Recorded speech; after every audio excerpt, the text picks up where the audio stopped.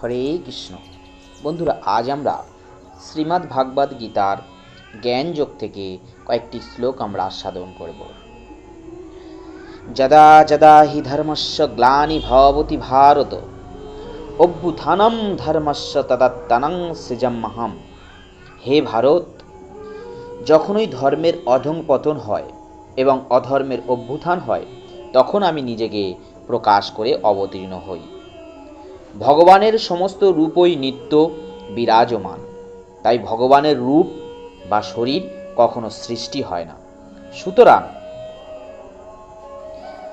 এই সৃজামি মানে হচ্ছে ভগবানের যা স্বরূপ, সেভাবেই তিনি নিজেকে প্রকাশ করেন। যদিও ব্রহ্মার একদিনে সপ্তম মনুর অষ্টবিংশতি চতুর্যুগে দাপরের শেষে ভগবান তার স্বরূপে আবির্ভূত হন, কিন্তু প্রকৃতির কোনো নিয়ম কানুনের বন্ধনে তিনি আবদ্ধ নন। তিনি তার ইচ্ছা অনুসারে লীলা করেন। তিনি হচ্ছেন স্বরাট। তাই যখন অধর্মের অভ্যুত্থান এবং ধর্মের গ্লানি হয়, তখন ভগবান তার ইচ্ছা অনুসারে এই জড়জগতে অবতরণ করেন। ধর্মের তত্ত্ববেদে নির্দেশিত হয়েছে এবং বেদের এই নির্দেশগুলির যথাযথ আচার না করাটাই হচ্ছে অধর্ম। শ্রীমদ্ ভাগবতে বলা হয়েছে, এই সমস্ত নির্দেশগুলি হচ্ছে ভগবানের আইন এবং ভগবান নিজেই কেবল ধর্মের সৃষ্টি করতে পারেন। বেদ ভগবানের সেই বাণী এবং ব্রহ্মার হৃদয়ে তিনি এই জ্ঞান সঞ্চার করেছিলেন। তাই ধর্মের বিধান হচ্ছে সরাসরিভাবে ভগবানের আদেশ। ভাগবদ্গীতার সর্বত্রই এই তত্ত্বের বিশদ বর্ণনা করা হয়েছে। ভগবানের নির্দেশ, এই তত্ত্বের প্রতিষ্ঠা করাই হচ্ছে বেদের মূল উদ্দেশ্য। গীতার শেষে ভগবান স্পষ্টভাবেই বলেছিলেন, সর্বা ধর্মান পরিত্যাজ্য মামেকং শরণং ব্রজ, অর্থাৎ সর্বধর্ম ত্যাগ লও আমার শরণ। বৈদিক নির্দেশগুলি মানুষকে ভগবানের প্রতি পূর্ণ শরণাগত হতে সাহায্য করে। যখন অসুরেরা অথবা আসরিক ভাবাপন্ন মানুষেরা তাতে বাধার সৃষ্টি করে, তখন ভগবান আবির্ভূত হন। শ্রীমদ্ ভাগবত থেকে আমরা জানতে পারি, যখন জড়বাদী পৃথিবী ছেয়ে গিয়েছিল এবং জড়বাদীরা বেদের নাম করে যথেচ্ছাচার করছিল, তখন শ্রীকৃষ্ণের এই অবতার বুদ্ধদেবের অবতারণ করেছিলেন। বেদে কোনো কোনো বিষয়ে অবস্থার পদ পশু বলি দেওয়ার বিধান আছে, কিন্তু আসরিক ভাবাপন্ন মানুষেরা বৈদিক সিদ্ধান্ত অনুসরণ না করে নিজেদের ইচ্ছা মতো পশু বলি দিতে শুরু করেন। এই অনাচার দূর করে বেদের অহিংস নীতির প্রতিষ্ঠা করাই হচ্ছে ভগবানের বুদ্ধের আবির্ভূত। এভাবেই আমরা দেখতে পাই, ভগবানের সমস্ত অবতার কোনো বিশেষ উদ্দেশ্য সাধন করবার জন্য এই জড় জগতে অবতরণ করেছিলেন এবং শাস্ত্রে তারও উল্লেখও আছে। শাস্ত্রের প্রমাণ না থাকলেও কাউকে অবতরণ বলে গ্রহণ করা উচিত নয়। অনেকে আবার মনে করেন যে ভগবান কেবল ভারত ভূমিতেই অবতরণ করেন, কিন্তু এই ধারণাটি ভুল। তিনি তার ইচ্ছা অনুসারে যে কোনো জায়গায়, যে কোনো অবস্থায়, যে কোনো রূপে অবতরণ করতে পারেন। প্রত্যেক অবতরণে তিনি ধর্ম সম্বন্ধে ততটুকুই ব্যাখ্যা করেন যতটুকু সেই বিশেষ স্থান ও কালের মানুষেরা হৃদয়ঙ্গম করতে পারেন, কিন্তু তার উদ্দেশ্য কিন্তু একই থাকে, ধর্ম সংস্থাপন করা এবং মানুষকে ভগবানমুখী করা। কখনো তিনি স্বয়ং আবির্ভূত হন, আবার কখনো তিনি তার সন্তান অথবা ভৃত্যরূপে তার প্রতিনিধিকে প্রেরণ করেন, আবার কখনো তিনি ছদ্মবেশও ধারণ করেন। অর্জুনের মতো মহাভাগবতে ভগবান ভাগবত গীতা শুনিয়েছিলেন, কারণ ভাগবত গীতার মর্মার্থ উন্নত বুদ্ধি মত্তা সম্পন্ন মানুষেরাই কেবল বুঝতে পারেন। 2 আর 2 4 হয়, এই আঙ্কতিক তত্ত্ব একটি শিশুর কাছে সত্য, আবার একজন মহাপণ্ডিত গণিতজ্ঞের কাছেও সত্য, কিন্তু তবুও গণিতের স্তরভেদ আছে। প্রতিটি অবতারে ভগবান একই তত্ত্বজ্ঞান দান করেন, কিন্তু স্থান, কাল বিশেষে তাদের উচ্চ ও নিম্ন মান সম্পন্ন বলে মনে করা হয়। উচ্চমানের ধর্ম অনুশীলন শুরু হয় বর্ণাশ্রম ধর্ম সমন্বিত সমাজ ব্যবস্থার মাধ্যম থেকে। এই ভগবানের অবতরণের উদ্দেশ্য হচ্ছে সর্বত্র সকলকে কৃষ্ণ ভাবনায় উদ্বুদ্ধ করা। কেবলমাত্র অবস্থান ভেদে সময় সময় এই ভাবনার প্রকাশ ও অপ্রকাশ হয়। পরিত্রাণাং সাধুনাং বিনাশায়শ্চ দুষ্কৃতাম ধর্ম সংস্থাপনায় সম্ভাবী যুগে যুগে। অর্থাৎ সাধুদের পরিত্রাণ করার জন্য এবং দুষ্কৃতকারীদের বিনাশ করার জন্য এবং ধর্ম সংস্থাপনার জন্য আমি যুগে যুগে অবতীর্ণ হই।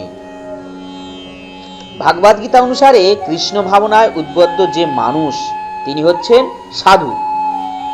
কোনো লোককে আপাতদৃষ্টিতে অধার্মিক বলে মনে হতে পারে, কিন্তু তার অন্তরে তিনি যদি সম্পূর্ণভাবে কৃষ্ণ ভাবনাময় হন তবে বুঝতে হবে তিনি প্রকৃত সাধু। আর যারা কৃষ্ণ ভাবনাকে গ্রাহ্য করে না তাদের উদ্দেশ্য দুষ্কৃতাম শব্দটি তখন প্রয়োগ করা হয়।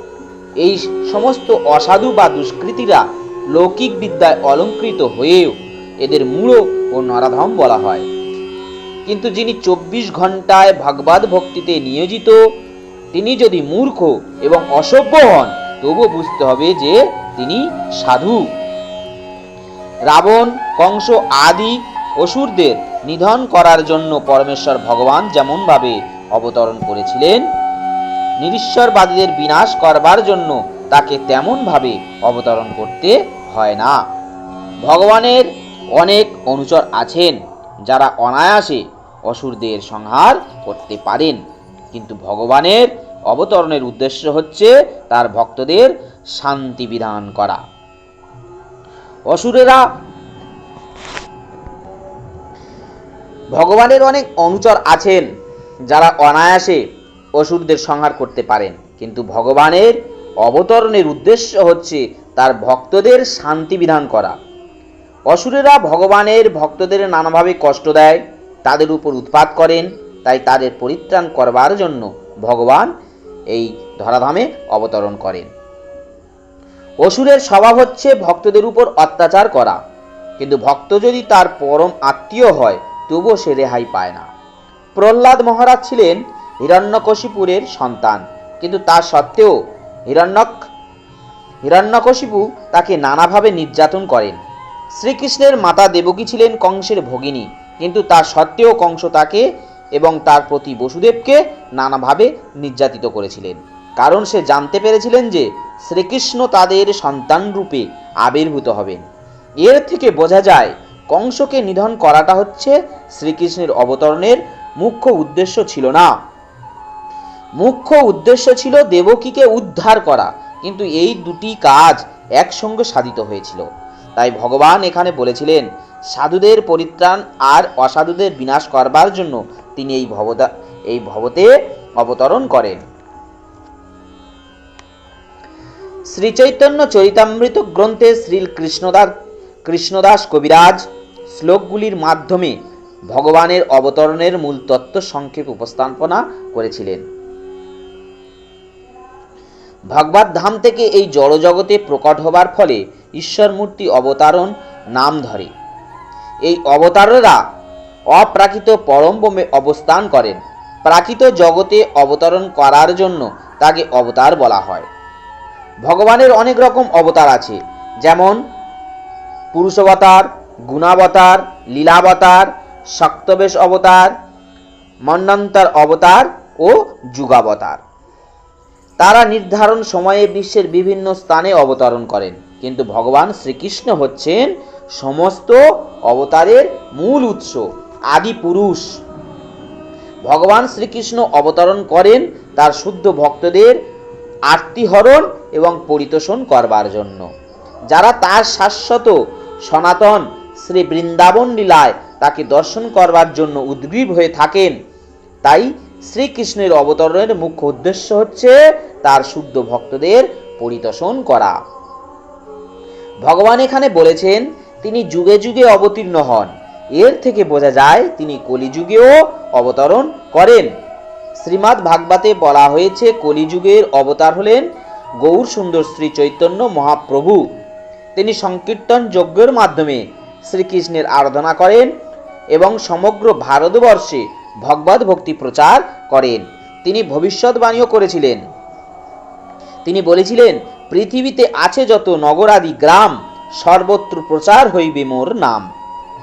এই শ্রীকৃষ্ণের শ্রীচৈতন্য মহাপ্রভু রূপে অবতরণের কথা উপনিষদ, মহাভারত, শ্রীমদ্ ভাগবত আদি শাস্ত্রের গুরুত্বপূর্ণ অংশে গুপ্তভাবে উল্লেখ আছে, কিন্তু প্রত্যক্ষভাবে উল্লেখ নেই। এই শ্রীকৃষ্ণের ভক্তেরা শ্রীচৈতন্য মহাপ্রভু প্রবর্তিত সংকীর্তন যজ্ঞের প্রতি গভীরভাবে আকৃষ্ট হয়েছিলেন। ভগবানের এই অবতার দুষ্কৃতকারীদের সংহার করে না, বরং তিনি তার অহেতুক কৃপার ভবসাগর থেকে উদ্ধার করেন। জন্ম কর্মাশ্চমে দিব্যমেবাং জবেতি তত্তত্তঃ তাক্তং দেহ পুনর্জন্মনৈতি মামেতি সহার্জুন। হে অর্জুন, যিনি আমার এই প্রকার দিব্য জন্ম কর্ম যথাযথভাবে জানেন, তাকে আর এই দেহ ত্যাগ করার পর পুনরায় জন্মগ্রহণ করতে হয় না। তিনি আমার নিত্যধাম লাভ করেন। পরমব্রহ্ম থেকে ভগবান অবতরণের কথা ষষ্ঠ শ্লোক ইতিমধ্যেই ব্যাখ্যা করা হয়েছে। যিনি ভগবানের অবতরণের তত্ত্ব উপলব্ধি করতে পেরেছেন, তিনি জড়জগতের এই বন্ধন থেকে ইতিমধ্যেই মুক্তি পেয়েছেন এবং তাই দেহত্যাগ করার পর তিনি তৎক্ষণাৎ সেই ভগবত ধামে ফিরে যান। এই জড়বন্ধন থেকে এভাবেই মুক্ত হওয়া মোটেই সহজসাধ্য নয়। নির্বিশেষবাদী জ্ঞানী ও যোগীরা বহু জন্ম জন্মান্তরের কৃচ্ছ সাধনের ফলে এই মুক্তি লাভ করেন, কিন্তু তা সত্ত্বেও ব্রহ্মজ্যোতিতে বিলীন হয়ে গিয়ে তারা যে মুক্তি লাভ করেন তা পূর্ণ মুক্তি নয়। তাদের পুনরায় এই জড়জগতে আবার পতিত হবার সম্ভাবনা থাকে। কিন্তু কৃষ্ণ ভক্ত ভগবানের সচিদানন্দময় দেহ এবং তার লীলার এই যে অপ্রাকৃত অনুভব করতে পেরে দেহত্যাগ করার পরে ভগবানের ধামে গমন করেন এবং তখন তার এই জড়জগতের অধঃপতিত হবার কোনো সম্ভাবনা থাকে না। তাই ব্রহ্ম সংহিতায় বলা হয়েছে যে ভগবানের রূপ অনন্ত, ভগবানের অবতার অনন্ত। অদ্বৈতম চ্যুতানাদি মনস্তরম, অর্থাৎ ভগবানের রূপ অনন্ত হলেও তিনি এক এবং অদ্বিতীয় পরমেশ্বর ভগবান। এই সত্যকে সুদৃঢ় বিশ্বাসের সঙ্গে বুঝতে হবে। দুর্ভাগ্যবশত এই জড় জ্ঞানী ও পণ্ডিতেরা এই পরম সত্যকে বিশ্বাস করতে পারে না। তাই বেদে বলা হয়েছে, একদেবং নিত্যা লীলানুরক্ত ভক্ত ব্যাপী হৃদন্তরাত্মা। এক এবং অদ্বিতীয় ভগবান নানা দিব্য রূপে তার শুদ্ধ ভক্তদের সঙ্গে লীলা করতে নিত্য অনুরক্ত। বেদে এই উক্তিকে ভগবান নিজেই গীতার এই শ্লোকে প্রমাণিত করেছিলেন। যিনি সুদৃঢ় বিশ্বাসের সঙ্গে বেদের এই কথাকে, ভগবানের এক কথাকে সত্য বলে গ্রহণ করেন, তিনি দার্শনিক জল্পনা কল্পনার মাধ্যমে কালক্ষয় করেন না। তিনি সর্বোচ্চ স্তরের মুক্তি লাভ করেন। বেদের এই তত্ত্বমসি কথাটির যথার্থ তাৎপর্য এই সন্দর্ভে আছে। যিনি বুঝতে পেরেছেন শ্রীকৃষ্ণ হচ্ছেন পরমেশ্বর, অথবা যিনি ভগবানকে বলতে পারেন তুমি পরম ব্রহ্ম পরমেশ্বর স্বয়ং ভগবান, তার এই তৎক্ষণাৎ মুক্তি লাভ হয় এবং ভগবানের নিত্যধামে তিনি নিশ্চিতভাবে ভগবানের চিন্ময় সাহচর্য লাভ করেন। অর্থাৎ ভগবানের এই রকম একনিষ্ঠ ভক্তই যে পরমার্থ লাভ করেন, সেই সম্বন্ধে বৈদিক উক্তির মাধ্যমে প্রতিপন্ন হয়েছে। তমবদ বিদিত্তানি মৃত্যুমেতি নন্নং প্রন্থা বিদ্যাতে হায়াম।